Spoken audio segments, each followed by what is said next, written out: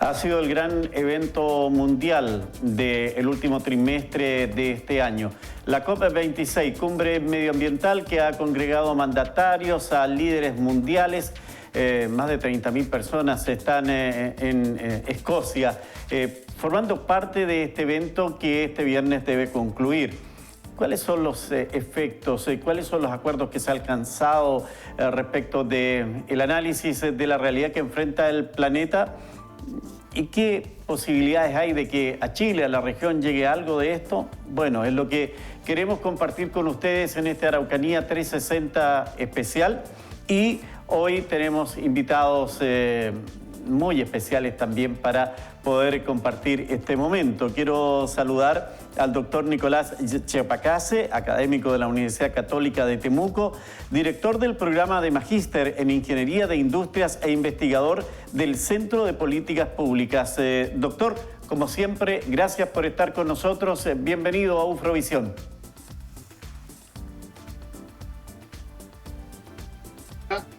Es siempre muy grato poder compartir con ustedes la experiencia y los conocimientos que vamos adquiriendo en la academia.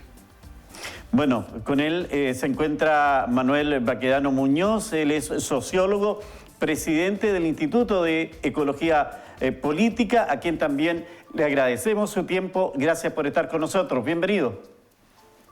Muchas gracias. Efectivamente, es un placer poder conversar con los auditores de ustedes y de toda la Araucanía. Así que, bien, vamos a hablar sobre este evento. Un evento que ha tenido de todo, pero aparentemente más críticas que alabanzas. Solo referirme a lo que dijo el sábado pasado Greta Thunberg, quien dijo que no es un secreto que la COP26 es un fracaso. Debería ser obvio que no podemos resolver una crisis con los mismos métodos que nos llevaron a ella en primer lugar. Un pesimismo de esta joven sueca que, adelantando las conclusiones de la conferencia a la que le restan sus días claves, contrasta con el optimismo con que comenzó la COP Líderes Mundiales, con un anuncio tras otro que coparon las portadas de los primeros días de semana a nivel mundial. Quiero saludar también y dar la bienvenida a la bióloga en gestión de recursos naturales, activista medioambiental también de la Araucanía, Alejandra Parra, a quien le agradezco la gentileza de acompañarnos. Bienvenida, Alejandra, buenas tardes. Hola, buenas tardes, Mari Compulamiento. Muchas gracias por la invitación. Muchas gracias por estar con nosotros y bueno, vamos inmediatamente a hacer esta mirada de lo que a ustedes, en lo que ha sido posible lograr tener antecedentes de este evento mundial, les ha quedado como sensación a 2 días de su cierre. Doctor Chapacase, ¿hay alguna conclusión o es muy dura la crítica que hace esta activista sueca a este encuentro de líderes mundiales? Es necesario ser duro con la COP, más allá de los acuerdos, los resultados que se puedan lograr. ¿Por qué motivo? Porque el último informe del panel intergubernamental de cambio climático señala claramente que estamos en una emergencia climática. ¿Por qué? ¿No? Porque al 2100 la temperatura global del planeta no puede aumentar en más de 1,5 grados Celsius para que no suframos, ¿no?, los grandes impactos, las catástrofes que vienen asociadas con el cambio climático. 1,5 grados al 2100, ese es el límite. Ya llevamos 1,1 grados. ¿Sí? Y nos queda harto todavía. Claro, el informe del Programa de las Naciones Unidas para el Medio Ambiente, que también fue publicado hace poco, señala que si se ejecutan todos los compromisos contraídos hasta aquí por los países que son parte de la Convención de las Naciones Unidas, de la Convención Marco de las Naciones Unidas para el Cambio Climático, si todos esos compromisos se cumplieran al 2100, la temperatura aumentaría en 2,7 grados Celsius, muy por encima del límite de 1,5 grados Celsius que fijó primero o sugirió primero el Acuerdo de París en la COP21 y después fue ratificado en un informe especial por el panel intergubernamental. O sea, la cifra preventiva ya está superada y nos sirve alcanzar eso. No, los 2,7 implican un cambio catastrófico para el país, bueno, obviamente para nuestro país, pero para el mundo en general. El aumento no debe ser mayor de 2 grados Celsius y ojalá no debe ser mayor que 1,5. Entonces, por lo mismo, otros líderes mundiales como Joe Biden han señalado que esta es la COP, esta es la COP clave. Aquí se decide el futuro de las próximas generaciones. Por eso es que no son exageradas las críticas, no son exagerados los llamados, porque para lograr cumplir con esta meta de 1,5 grados Celsius, el planeta tiene que tomar ahora ya, decisiones que impliquen cambios drásticos en nuestros hábitos de vida, en nuestros hábitos de consumo. Claro, quiero ir con Manuel Baquedano porque claramente aquí se denota que no estamos en el camino correcto. ¿Por qué le cuesta tanto a los líderes mundiales? ¿Por qué cuesta tanto a los gobernantes poder alcanzar metas que se proponen o, en definitiva, lograr metas que salven al planeta? Porque estamos hablando nada más ni nada menos que de eso, ¿verdad? Sí, efectivamente. Bueno, buenas noches, buenas tardes, buenas noches. Efectivamente, a mí me ha tocado presenciar y participar en 15 COP y la última que fue el Acuerdo de París, que fui como delegado de Chile, la parte técnica y la parte política. Y yo estoy totalmente de acuerdo con Greta, porque cuando primero el tipo de liderazgo que han ido, se han ausentado el presidente de China, el mayor contaminador del mundo, se ha ausentado por ejemplo, el Bolsonaro y la Amazonía, se han ausentado el Putin de Rusia, el tercero, se han ausentado el Papa, la reina Isabel, que dijo que estaba un poquito enferma. Es decir, cuando los líderes, y el caso de Biden pasó fugazmente en la parte técnica de la inauguración y después se fue. Por lo tanto, no esperó las conclusiones y no hizo fuerza para que hiciese algún tipo de anuncio espectacular. ¿Cuáles son los problemas de fondo? Yo creo que el problema de fondo, primero, hay una gran falta de credibilidad de las instituciones. Eso está claro. Por ejemplo, el Washington Post este domingo trajo un informe no desmentido por ningún país en que la cantidad de contaminantes, en este caso de gases de efecto invernadero, principalmente CO2, los países no anunciaban lo que realmente contaminaba. Y se calculó, porque hay un grupo de científicos importante detrás de ese artículo, se calculó que hay 8,5 billones de toneladas de CO2 por año que no fueron contabilizados. Y dice que esa cifra podría llegar a 13,5. Para que usted tenga una magnitud, es un poco la contaminación, el primero de Estados Unidos y el 13,5 más o menos de China, por decir algo de orden de magnitud. Por lo tanto, hay ese artículo y esas cifras no han sido desmentidas. Y por lo tanto, todos los científicos que han estado trabajando en este tema, hoy día tienen un problema bastante serio porque las cifras no representan, están en duda. Y ese 1,1 que menciona don Nicolás, algunos lo califican en 1,2, 1,2,5. Es decir, que si se computan estas cifras toneladas de CO2, billones de toneladas de CO2, estaríamos ante una situación muy probablemente de un 2,5. Mi pronóstico, lo tengo escrito en un libro que escribí en 2017, Colapso, cuando el clima lo cambia todo. Mi pronóstico es que los 1,5 se van a alcanzar antes del 2030.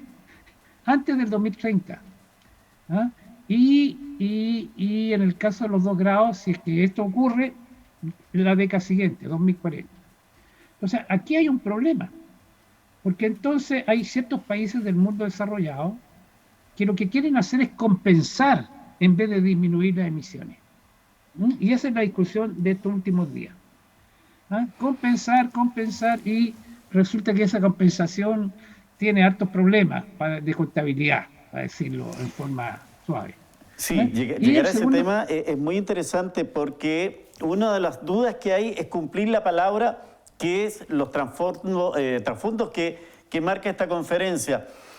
Fíjese que hay una activista boliviana que dijo: tenemos un historial de compromisos incumplidos y promesas sin sustento, en el plenario realizado este lunes por la mañana, en referencia al fallido compromiso de países desarrollados de entregar un financiamiento de $100.000 millones anuales para el 2020 para enfrentar el cambio climático, que recién sería realidad el 2023, 3 años después de lo prometido. Y es complejo esto, Alejandra, porque en el sentido de que ustedes como organizaciones medioambientales acá en la Araucanía trabajan diariamente, están haciendo conciencia, están haciendo educación, pero si no se cumplen estos compromisos mundiales, poco es lo que se puede avanzar, ¿o no? Sí, bueno, saludar también a Manuel y a Nicolás. Qué gusto compartir este panel con ustedes. Y claro, esta situación es realmente caótica ya a estas alturas. Y el problema es que la especie humana no va a desaparecer, probablemente. El problema es que los efectos de esto los van a sufrir las comunidades más vulnerables y más vulneradas. La gente que menos aporta a este calentamiento global, la gente que no se beneficia de las emisiones de gases de efecto invernadero, que son las comunidades más pobres, que son las comunidades de pueblos originarios de todo el mundo. ¿Y por qué no se llega a las soluciones? ¿Y por qué no se cumplen los compromisos? Porque finalmente lo que hay que hacer para detener el calentamiento global, para limitarlo a 1,5 grados, es detener el crecimiento económico, es detener el sistema capitalista que usa la naturaleza como recursos, como bienes de consumo, para transformarla en productos de consumo masivo que además se terminan transformando en basura. Y ese es otro punto súper importante aquí, porque el dióxido de carbono no es el único gas de efecto invernadero. También está el metano, por ejemplo, que es un gas que es 23 veces más potente que el dióxido de carbono en su efecto invernadero, y que es un gas que se emite, por ejemplo, del entierro de la basura. Cuando la basura orgánica se descompone en ausencia de aire, en un vertedero o en un relleno sanitario. Y estas emisiones también están aportando al calentamiento global y no están siendo consideradas en las metas de reducción. Entonces ahí también hay otro tema que tiene que ver con el sistema productivo que finalmente está diseñado para extraer la naturaleza como si fuera infinita y producir bienes de consumo desechables para que terminen en la basura. Todo el sistema productivo está diseñado de esa forma, para maximizar las ganancias de las compañías. Entonces, si no cambiamos el sistema productivo, si no cambiamos el sistema económico, si no cambiamos las metas de país, si no dejamos de pensar en el desarrollo como la meta, vamos a seguir en este mismo camino directo al precipicio.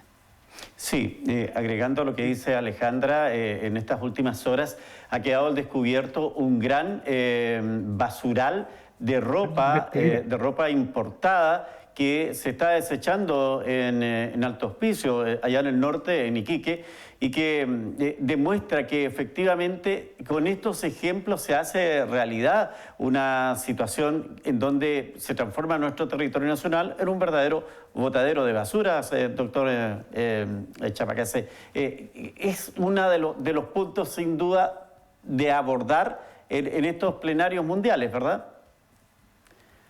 Sí, en esta problemática del cambio climático, en definitiva, están involucrados todos, absolutamente todos los problemas ambientales que conocemos. Todos los problemas ambientales están relacionados con el cambio climático. Por ejemplo, la pérdida de biodiversidad, la pérdida o el drenaje de los humedales en el país, tienen un tremendo impacto en el cambio climático. El 3% de la superficie del planeta está cubierta por humedales, ¿sí? Pero ese 3% de humedales almacena más del doble del carbono de todos los bosques del planeta.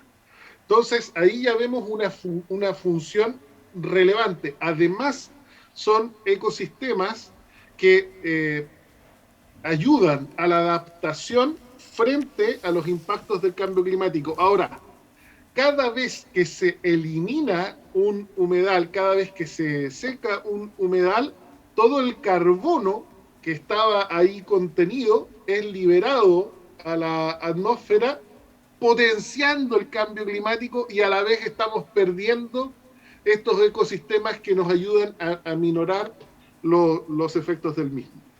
Otro problema que está asociado al cambio climático y que probablemente no estamos tan conscientes de ello: la contaminación atmosférica, la mala calidad del aire, y especialmente la del sur de Chile.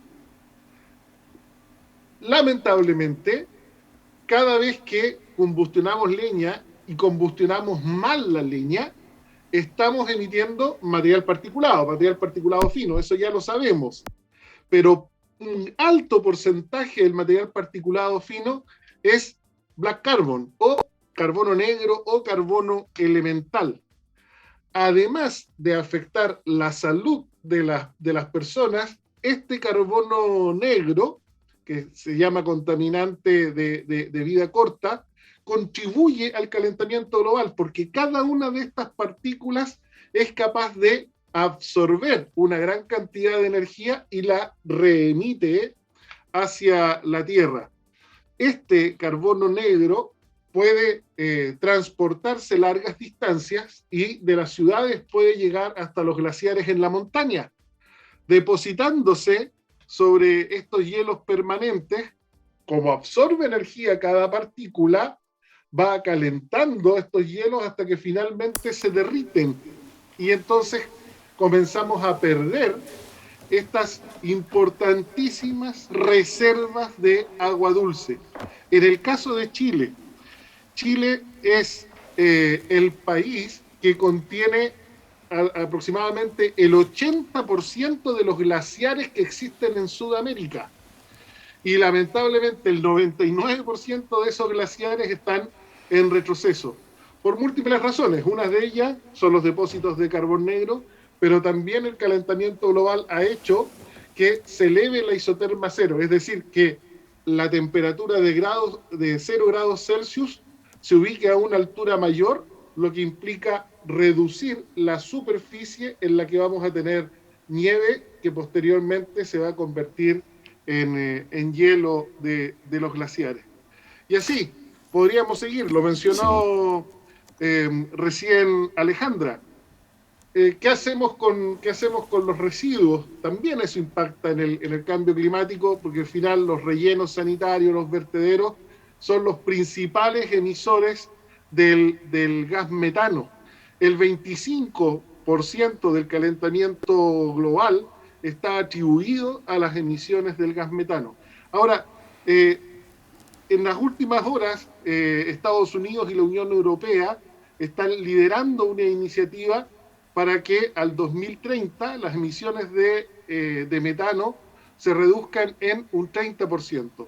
Hay 100 países que ya han adherido a esta iniciativa, pero no están ni China, ni Rusia, ni la India, que son 3 de los 4 países que más emiten gases de efecto invernadero.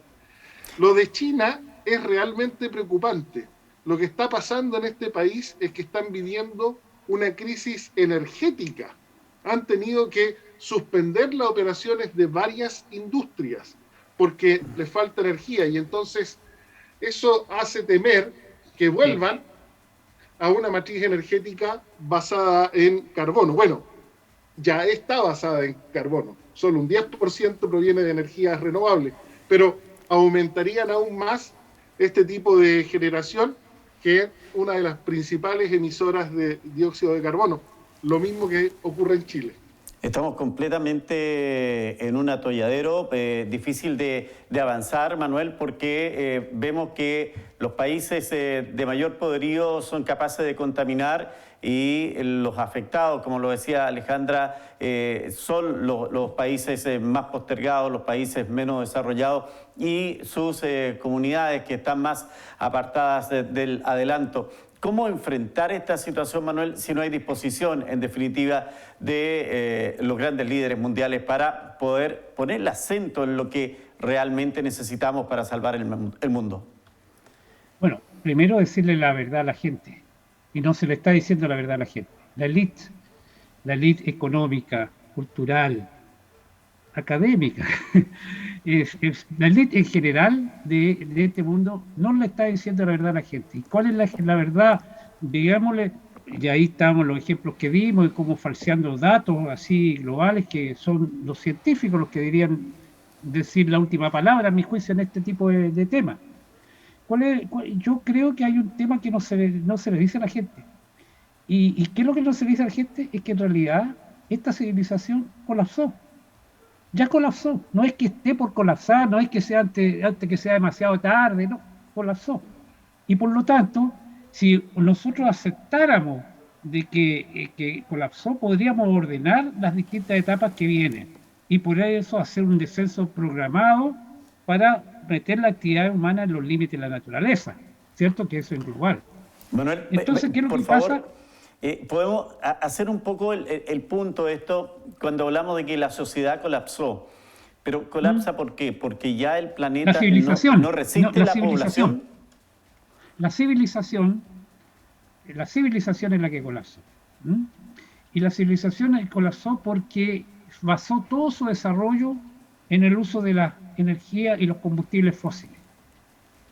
Petróleo, gas y carbón. Y cuando comienza a haber más consumo de lo que se encuentra como reserva, entonces eso significa un pic. Y cuando empieza a bajar, entonces se desarticula. Y lo que estamos viendo hoy día es una crisis mundial de energía que va acompañada con una crisis mundial de suministros, de otras cosas también. O sea, no es solo un tema energético. Entonces, los que niegan la realidad dicen, bueno, esto es fruto de la actividad después de la pandemia.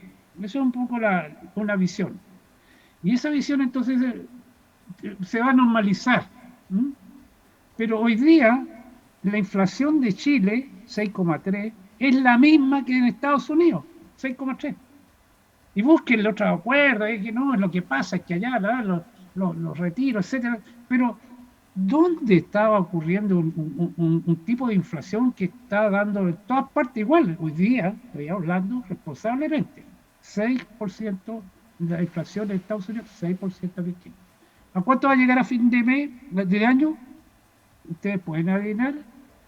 Vamos a estar en 7%, 8%, y el próximo año, independiente de que salga, ¿cuánto vamos a estar? En 10%. Tendencia al alza. Entonces, claro, la benzina, esa benzina no va a bajar jamás. Todos los meses son 6%, 6 claro. 6 pesos por litro. Semana.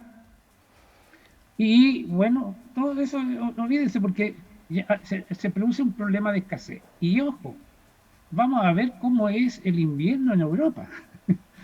Porque incluso ya hay países como Alemania, como Austria, como Suiza, que le están entregando a la gente, a sus ciudadanos, le están entregando instrucciones de cómo sobrevivir sin gas y sin electricidad. Esos manuales están, ustedes los pueden ver ahí, no estoy inventando, están siendo distribuidos en todas partes. Por lo tanto, en ese sentido, yo creo que... y ahora, ¿cuántas civilizaciones han colapsado en el planeta? ¿80? O sea, no es nada nuevo lo que está ocurriendo en relación a civilizaciones que no se han ajustado a los temas climáticos y ecológicos en este caso. Entonces, estamos ante una situación nueva y la visión, perdone con esto, la visión que tiene la élite que gobierna esto, la visión es antropocéntrica. Es una visión donde coloca al ser humano fuera de la naturaleza, lo coloca como siendo dueño de la naturaleza o siendo colocándola que puede dominarla por medio de la ciencia y la tecnología. Las dos grandes visiones en el caso del liberalismo y el marxismo. Y entonces, esa visión antropocéntrica no admite que nosotros seamos parte del reino animal y de la naturaleza, por lo tanto, no hay en esa visión límites reales. O sea, ¿cuándo van a haber un candidato a presidente que diga que hay que crecer, como plantea la Alejandra? No hay ninguno. Y además perdería, porque no habría ningún voto a favor. Entonces, ¿qué es lo que pasa? Estamos en una situación que yo creo que con un diagnóstico mal, en el sentido que yo creo que ya el proceso de colapso de la civilización ya comenzó y nuestra élite no sabe cómo enfrentarla, Miren, para terminar, miren para terminar, el ejemplo de Biden. El día sábado, Biden participó en la reunión del G20, los 20 países, y dijo: yo hago un llamado a los países productores de petróleo, gas y carbón que aumenten su producción para evitar la crisis climática, o sea, la crisis energética que están viviendo. El lunes, el mismo Biden dice: hay que respetar los acuerdos de París, y por lo tanto no se puede aumentar. Entonces, ese es un líder, que aspira a dirigir todo el mundo. Entonces, ¿sabe qué? Como cuando llegó a Estados Unidos, la prensa lo entrevistó, porque por esta es una contradicción vital. Dijo una palabra que se me olvidó en este momento, pero dijo algo así: me tocó decir algo que insólito.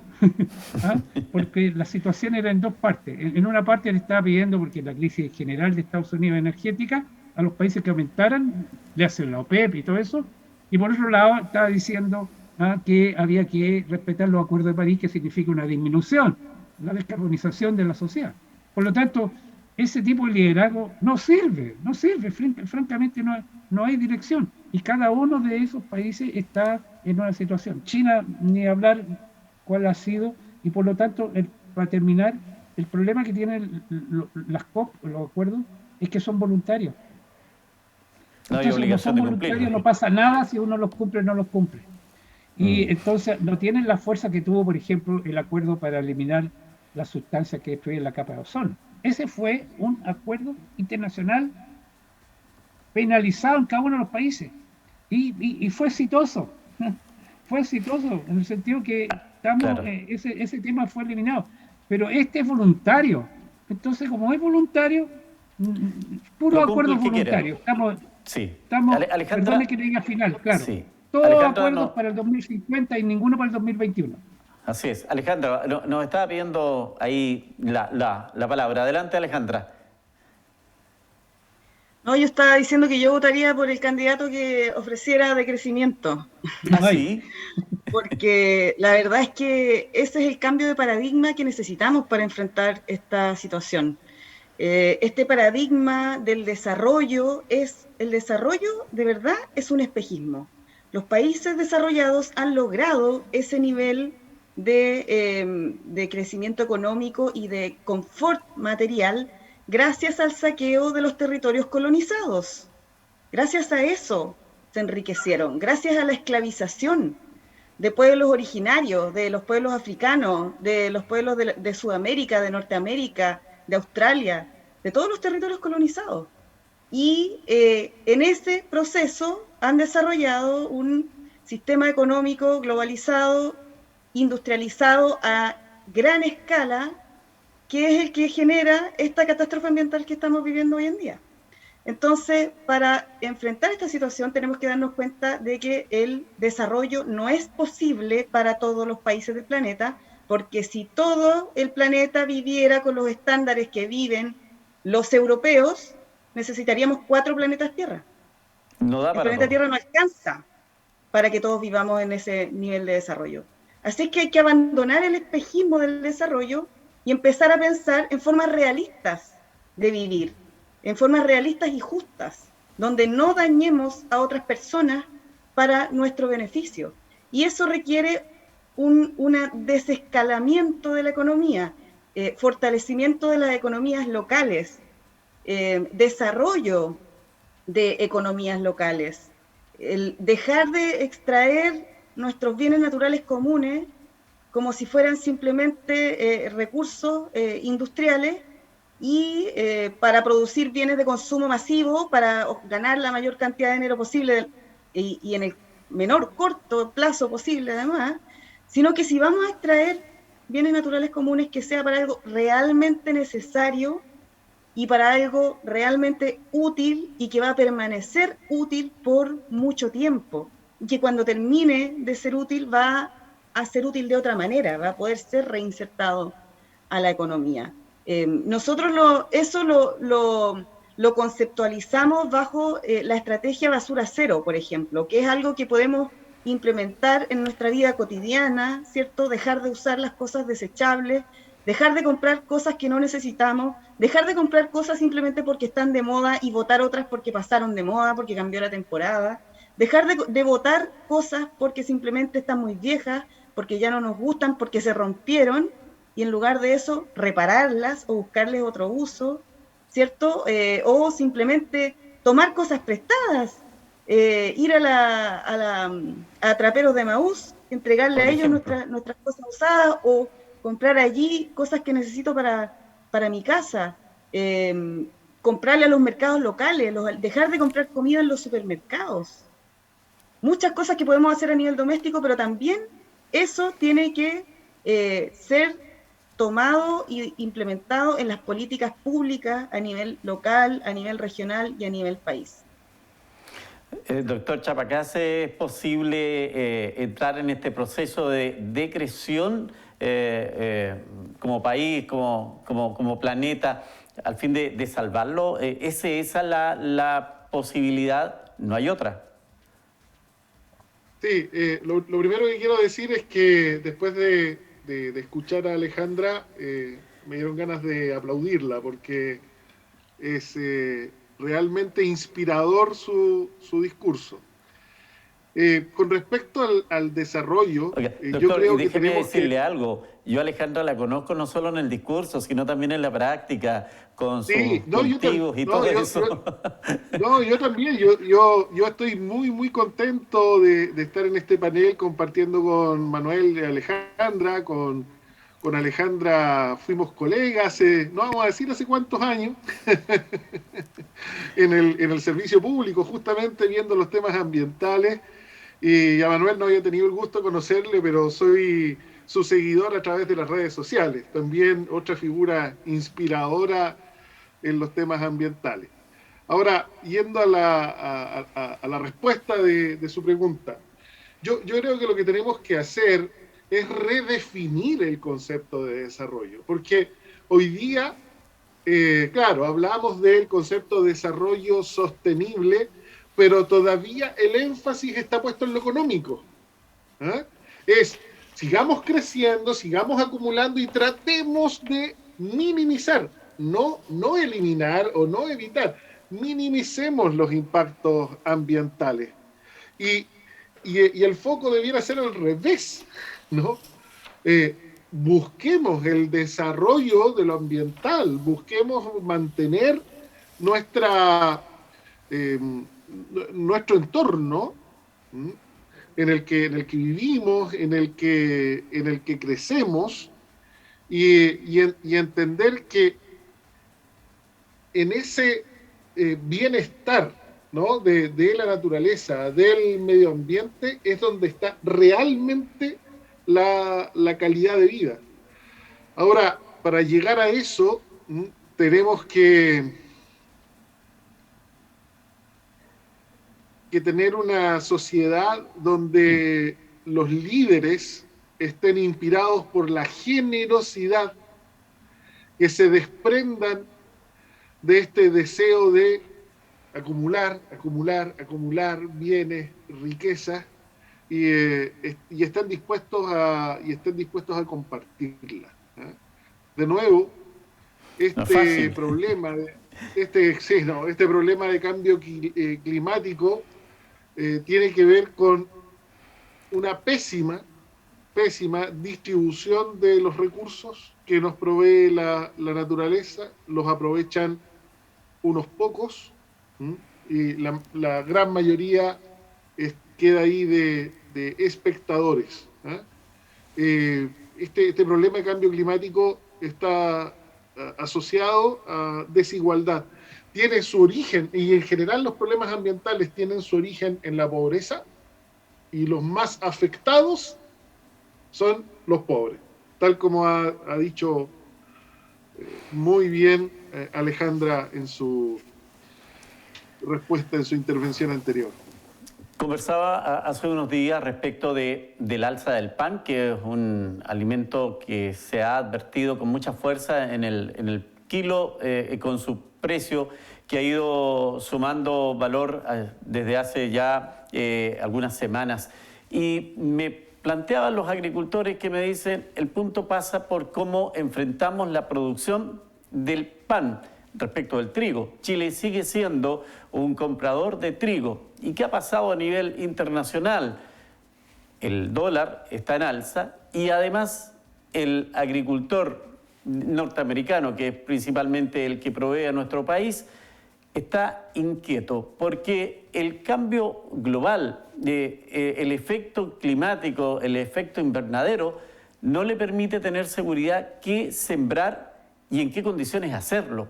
No sabe qué puede ocurrir la próxima temporada. O va a venir una fuerte nevazón o aguacero, o sencillamente vamos a seguir en una falta de agua y sequía que puede ser lapidaria para el alimento del mundo. En eso, Manuel, es también un tema que no es menor. Esto del colapso de la civilización apunta un poco también, en el fondo, a qué vamos a comer. Bueno, las políticas ambientales climáticas tienen como dos gruesos componentes, uno que se llama la mitigación y el otro que se llama la adaptación. Ahora, la mitigación significa disminuir el golpe de todos estos efectos, de estos problemas. Y o que hay frío, entonces vamos a estudiar variedades que van a resistir el frío, en fin. Ahora, ahí el 95% de los recursos, desde el ECO 92 hasta ahora, han sido mitigación. El problema es que hoy día ya no es suficiente la mitigación. Es necesario adaptarnos, porque los tiempos lo está imponiendo la naturaleza. Entonces se le está arrebatando las posibilidades de maniobra a los seres humanos porque hemos dilatado las soluciones o enfrentar los problemas. Y en ese aspecto, entonces, la adaptación pasa a ser un tema profundo, muy profundo. Es decir, ¿qué sentido tiene estos vertederos de moda fast fashion? O sea, es una moda que dura 15 días. ¿Sabían ustedes? Eso dura 15 días vestirse con eso y después ya cambia, porque ya no solo cambia por estación, sino ya cambia por temporada. Y por lo tanto cobran una barbaridad y después queda todo deshecho, todo lo demás. Y entonces, evidentemente, si llegó aquí a Chile, es porque también aquí en Chile los consumidores la toman. Sin duda. Y se habla por ahí de moda sustentable. Hoy día tenemos todo sustentable, agua sustentable, todo sustentable, pero en realidad eso es un lavado de imagen nomás, porque es para que la gente siga pensando, bueno, estos se preocupan del medio ambiente, entonces, bueno, yo opto por esa solución. Y para ahí, que compre entonces, el con la problema, conciencia tranquila, sí, claro.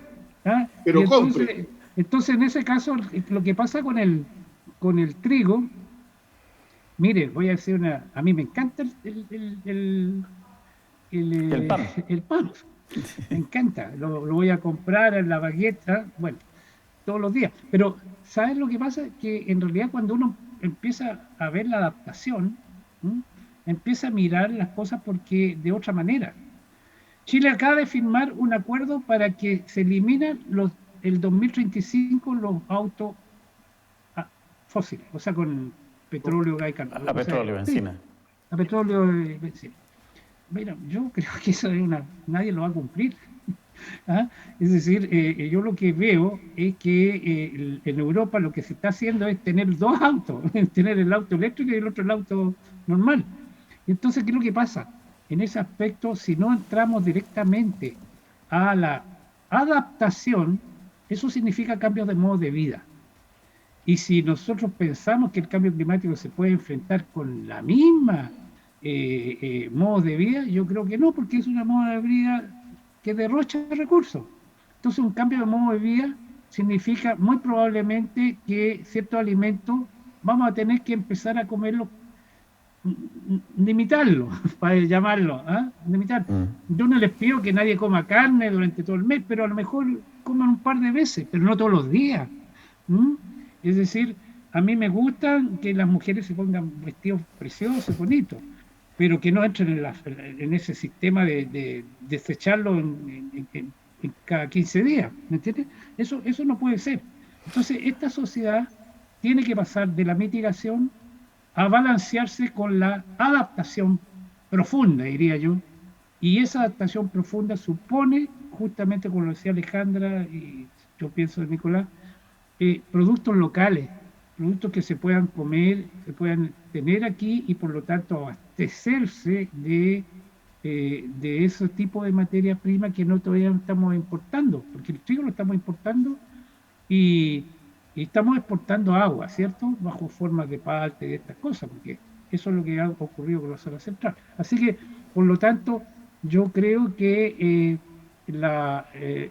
toda la forma de cómo comemos va a tener que cambiar bastante y ajustarse a las nuevas condiciones que está entregándonos la naturaleza, porque ya ni siquiera son decisiones de organismos internacionales. Los comportamientos de la población son determinantes entonces en cómo salvamos precisamente este planeta.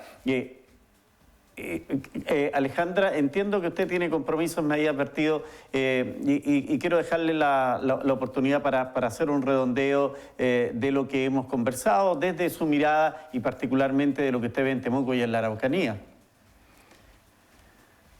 Sí, muchas gracias Miguel Ángel y a Manuel y a Nicolás por haber compartido este espacio y me quiero despedir recordando que los cambios en el comportamiento de las personas de manera individual son súper importantes. Hay que empezar a identificar que, por ejemplo, si me gusta tener vacaciones en el extranjero todos los años, la verdad es que eso emite enormes cantidades de gases de efecto invernadero. Hay que empezar a pensar en todos esos estilos de vida, ¿cierto?, de la gente más rica, que en verdad es la que tiene que reducir sus emisiones. Entonces, pensar en qué expectativas de vida quiero tener y qué impactos tiene eso en el medio ambiente y en el futuro para las generaciones que vienen, incluyendo nuestra hija, nuestros hijos, ¿cierto? Pero también hay que pensar en las autoridades políticas que elegimos, que son quienes van a tomar finalmente las decisiones y van a establecer el marco regulatorio que va a regir sobre nuestras vidas y sobre el sistema industrial. Y también tenemos un rol como consumidoras y consumidores que podemos ocupar, donde podemos influenciar al sector industrial para que modifique sus sistemas de producción y para fortalecer las economías locales con nuestro consumo y escoger los productos que son producidos acá, valga la redundancia, en la región en la comuna, idealmente, y de esa manera vamos a ir desescalando la economía, volviendo a retomar una relación saludable con nuestro entorno, una relación de seres vivos, parte de la biodiversidad del planeta, que eso es lo que somos, eso hay que recordarlo, ¿cierto? Y es algo que tienen muy presente los pueblos originarios, que no han olvidado, el pueblo mapuche lo sabe, que es parte del territorio, el territorio no es propiedad de nosotros, sino que nosotros somos parte del territorio, dependemos de cuánto cuidamos el territorio en el que vivimos. Así es que con ese mensaje me quiero despedir y muchas gracias por haberme invitado a este espacio. A usted, Alejandra, gracias por compartir este panel. Ha sido interesante su opinión. Nicolás, volvamos un poco a esta COP que pasado mañana tiene que cerrar. ¿Alguna esperanza de que se pueda revertir esta suerte de, yo diría, me queda la sensación de poca seriedad, mucho trabajo de mostrar a través de la prensa, a través de convocatorias mundiales, pero poco parece es lo que se logra en el encuentro como tal. Es la sensación que está quedando, ¿verdad? Hay un dicho, ¿no?, que se aplica muy bien acá y dice: del dicho al hecho hay mucho trecho. Hay mucho trecho. Y eso es lo que está ocurriendo. Cuesta que estos líderes hagan las declaraciones que queremos escuchar, pero cuesta aún mucho más que luego las cumplan, ¿no? ¿Y por qué motivo? Porque son acuerdos voluntarios. Cada uno en el... bueno, Manuel lo sabe mejor que yo, pero desde la COP21, desde el Acuerdo de París el año 2015, ¿no?, se estableció que cada uno de los países que son parte de la Convención Marco tenían que hacer una entrega de compromisos que habían sido determinados a nivel nacional. Cada país ofrece un conjunto de medidas que va a implementar tanto para mitigar, reducir emisiones de dióxido de carbono, como para adaptarse al cambio climático. Chile ha cumplido con las dos entregas. Hizo una primera entrega justamente poco antes del Acuerdo de París, de un compromiso que era bastante laxo, ¿no? Porque primero eran compromisos que estaban condicionados a una cierta situación económica, a cierto financiamiento, y además no eran compromisos de reducción absoluta de dióxido de carbono, sino que de una reducción relativa. Chile seguía creciendo, ¿no? Pero ahora, en lugar de emitir 100 unidades por cada punto de Producto Interno Bruto que crecía, ahora iba a producir 0,7 unidades. Pero eso no significaba una reducción concreta de gases de efecto invernadero. El 2020, claro, porque le correspondía el liderar la COP25, ahí ya hace una entrega de un compromiso bastante más ambicioso. Ahí hay un compromiso de reducción neta de emisiones. Y claro, porque Chile tiene condiciones para hacerlo. Está hoy día en una transformación de su matriz energética, dado que es tan rico en energías renovables, efectivamente es viable pensar en la descarbonización. Y por otro lado, en el sur de Chile tenemos un importante sector forestal que se tiene que fortalecer para contribuir a la absorción de dióxido de carbono. Chile comprometió la carbono neutralidad para el 2050, pero porque están las condiciones en el país para ello. Tenemos esas condiciones. Claro. Sí. Manuel, pese a todo el esfuerzo que podemos hacer nosotros como país y hacer estos compromisos, ¿en cuánto mitigamos el efecto de cambio climático en el mundo? Entiendo que nuestro aporte es también bajísimo respecto de otros países. Sí, en primer lugar, sí, yo creo que, no sé, las cifras 0,30 y tanto, eso es más o menos el aporte de Chile a la la calculé hace un rato y era aproximadamente un 0,1% de las emisiones totales a nivel mundial. Claro. Esto, mira, primera cosa, se dice que va a terminar este viernes, pero yo, de todas las COP que he estado, le ponen los delegados una cuota de dramatismo, ¿eh? Entonces empiezan a decir, estamos trabajando aceleradamente, no hemos dormido, así que pedimos postergar por un día más. ¿Ah? Y entonces la mesa dice ya, un día más y no nunca más y toda la cosa. Entonces, en realidad yo ahí miro con escepticismo que termine el viernes, ¿no? Yo creo que puede terminar el sábado o el domingo. No más allá porque todos se tienen que ir. Lo importante es que termine bien con compromisos que se cumplan posteriormente. Por lo tanto, pero el problema está, y volviendo a la pregunta suya, es que este 0,1, 0,3, yo no he hecho la última cálculo, no significa que nos va el cambio climático nos va a golpear en un 0,1 o 0,3. Ese es el problema. ¿Eh? Entonces, resulta de que nos va a golpear en forma muy fuerte, como Chile es vulnerable en 7 de las 9, 8, o sea, es realmente vulnerable al cambio climático. Y por lo tanto, en ese aspecto no nos podemos decir, miren, nosotros contaminamos tan poco, así que no nos toca mucho una obligación de reducir, etcétera, etcétera. No, ese argumento no funciona porque es global el problema. Sí, y por lo tanto, y lo que se gana, entonces, para terminar esta parte, es que uno, si se pone estricto y todo, entonces es un ejemplo, y entonces eso significa que pueden cooperar y ayudar a los otros países para que los países cumplan sus metas. Yo creo, pero de todas maneras, este 0,1, 0,3 no es significativo desde el punto de vista de disminuir el impacto de la crisis climática a nivel global. Pero aquí es donde se requiere que cada individuo tome conciencia de su aporte al cambio climático. Entonces, es cierto que como país, nuestro aporte, nuestras emisiones van a ser relativamente bajas, pero ojo con las emisiones per cápita. Ya. Nuestras emisiones per cápita son de 4,6 toneladas por persona. Ya. El promedio mundial son 4,4. El promedio de la OCDE son 9,2. ¿Cuál es la emisión per cápita de un chino?